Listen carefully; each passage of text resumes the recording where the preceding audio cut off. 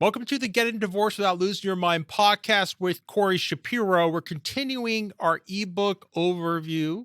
We're on chapter 6, Learn Divorce Attorney Tactics. I learned these things the hard way.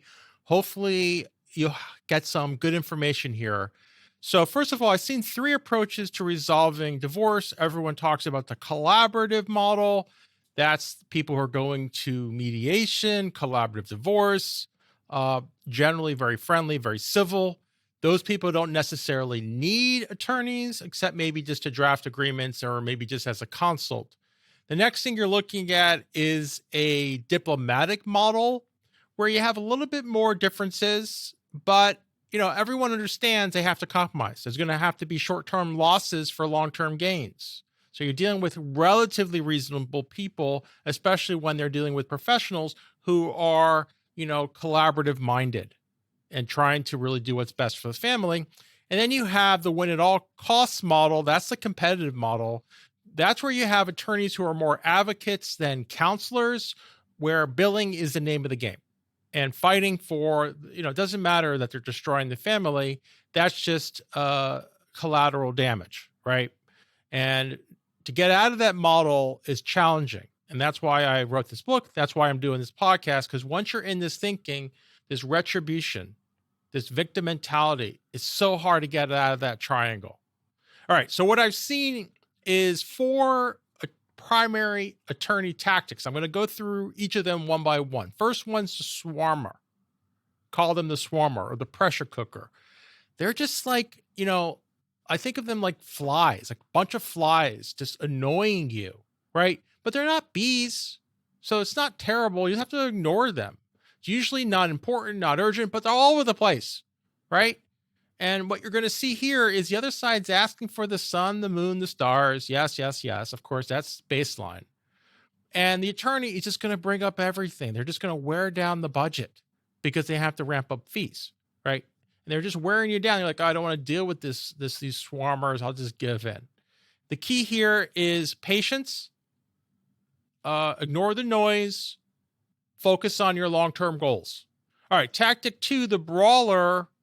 The brawler has goods on you. Okay, they have goods on you. They're not going to waste their energy dealing with all this other non-issues. All they will talk about the whole entire case is this one issue. So for example, if you want primary custody and you work 90 hours a week, that's all they're talking about the whole time.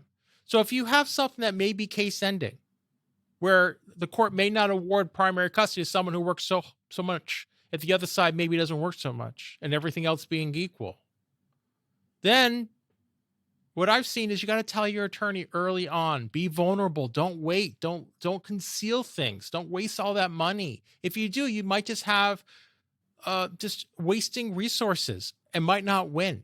You're taking big risks there. All right, tactic number 3, you're looking at the boxer, someone who's winning on points. They're not necessarily a knockout artist. They're more of a counter puncher.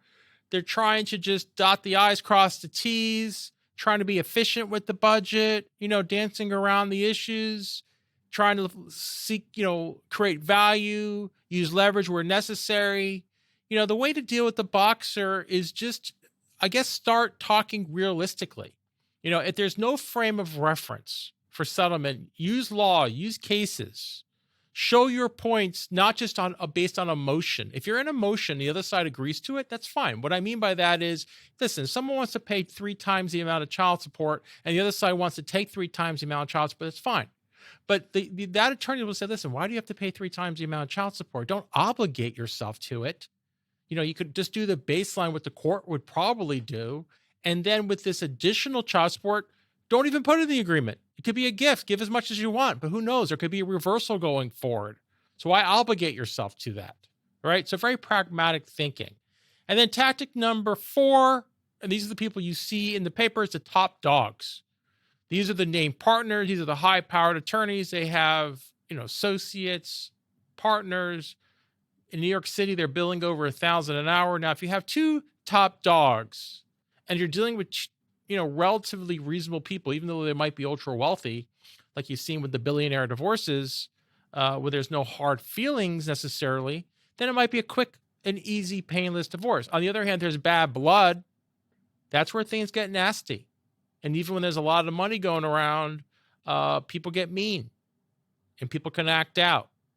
And that's when the hard stuff comes out. That's what these top dogs do. They're doing the hard stuff. I mean, they could do the soft stuff easily. They could do everything, but they're known for the hard stuff. They want to drop those bombs. Now, if you're up against one of these top dogs, here's what I've seen. A lot of people hire top dogs, but they're not going to be able to pay these top dogs